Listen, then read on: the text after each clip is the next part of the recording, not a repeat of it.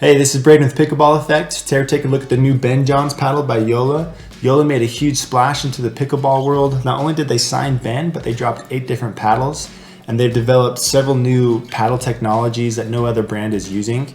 So this one in particular is packed with a couple new technologies that I want to talk about. The first one is the handle. Joola is calling this their carbon forged handle. So normally the polymer core of a paddle extends all the way through the handle, but Joola cut the polymer core off right here and then has a carbon forged handle underneath it. So the handle is forged to the polymer right here. So if you pull this down, you'll see a little line.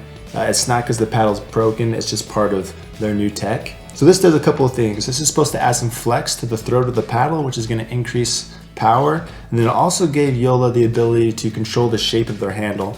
So with thicker core paddles like this, normally you'll see the polymer core extend all the way through and you'll have this big flat spot on the edge of the handle. But that's not how the Joola feels. It's more octagonal and feels very comfortable in your hands. So I love that. So staying with the handle is 5.5 inches long. This is a really long handle. It kind of eats into the playable surface area of the paddle and makes the head look smaller. So that's why when people pick it up, they're like, oh man, it looks kind of small. It's because it has a really long handle, and then the curved top makes it feel smaller when you look at it.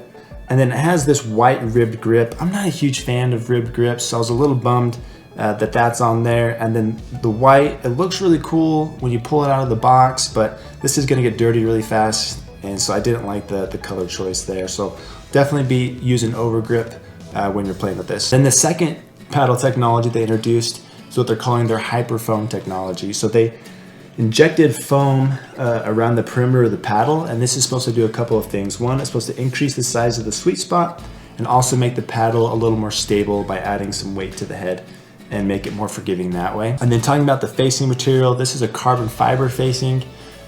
When you feel it, it's lightly textured. It looks and feels very similar to the Engage Pursuit series, if you've ever played with those. So it's directional, it's not sandpapery. So this texture is gonna add some spin and it's gonna last longer compared to that more sandpapery feel stuff that is applied on top of the surface. And then we're looking at the core. This is a 16mm core. You'll see 2 different types of cores that Joola uses. They have a reactive core and a responsive core. So the reactive core uses smaller honeycomb cells. This is gonna make the paddle feel a little firmer and add some power. Some other paddles in their series that use the responsive core, those are bigger cells, which is going to make it feel a little softer, but this one has the reactive. And then when we're looking at the top of the paddle, it has this really unique curve. They say it's supposed to improve the aerodynamics of the paddle. I don't know how much it'll really change that, but it certainly looks really cool. They're not the first brand to do this. There's several brands that have introduced more curvature, more roundness to the paddles. Selkirk has their Maxima, among a few others. And then when we're looking at the weight, this thing comes in at about 8.5 ounces, so it's definitely on the heavier side. When just holding it, you can tell it's a little head heavy, probably because of the foam injected around the perimeter. So this is the Ben Johns Hyperion. Let's go put it on the court and see how it plays. After drilling and playing over 30 games with Ben's Hyperion CFS 16, here's my review of its performance. So I'm going to categorize this one as an all-court paddle that leans towards the power side. The first thing I notice after only a few hits with it is the bounce that it gives you off the face. Normally a carbon fiber face paddle does not have any sort of bounce like that. It's not as jumpy as his Franklin paddle was, but it had some bounce that I didn't expect. Another thing you notice real quick is how heavy the paddle feels. It's a heavier design, around 8.4 ounces, but it feels heavier because there's so much weight in the head. This gave the paddle good power that made it easier to finish points and put pressure on my opponents with drives, hard serves, and attacks at the net. The extra power was coupled with good spin. I was happy with the spin I could generate with it. Spin is a must-have for me when the power has power like this. I like the power I could get off of countering speed-ups. However, the head-heavy design made me late to the ball sometimes, and I would pop it up more often than I usually would when countering. It also made it difficult to accelerate through the ball with backhand putaways and flicks, which ultimately made these shots weaker for me instead of stronger despite the extra power. Additionally, the power had a little bit of a hot spot. If you hit it in the middle of the sweet spot, it jumps more than the rest of the paddle does. There's always going to be some disparity between the sweet spot and the edges of the paddle, but this one was more noticeable. I would occasionally sell a serve or a return because I would just pure one with the paddle. It had a unique feel to it that I thought felt very similar to a Selkirk Vanguard paddle, but it was a little bouncier and the ball came off heavier. I actually really liked how it felt. It just felt quality when you hit it. Although it had that bounce off the face, I still felt very in tune with it.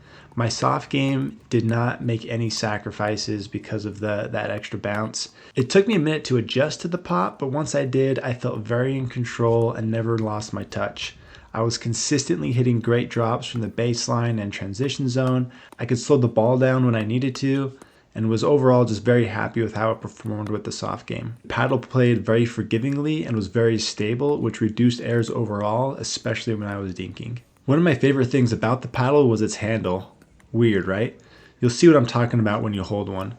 Joola's carbon forged handle felt so much more natural and comfortable compared to your typical thick handle that accompanies a thicker core paddle, so I loved that. As for my recommendation, I think this is a top tier all court paddle.